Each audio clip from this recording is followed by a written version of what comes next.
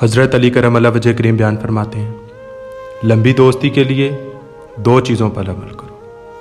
ایک، اپنے دوست سے غصے میں بات مت کرو۔ 2، اپنے دوست کی غصے میں کی ہوئی بات دل پہ مت لو۔ حضرت علی کرم اللہ وجہ کریم بیان فرماتے ہیں، ہر اس دوست پہ بھروسہ کرو جو مشکل میں تمہارے کام آیا ہو۔ حضرت علی رضی اللہ تعالیٰ عنہ نے فرمایا، ہمیں چاہیے کہ اپنی ہر چیز دوست کے لیے قربان کر دیں، پر کسی چیز کے لیے اپنے دوست کو قربان نہ کریں۔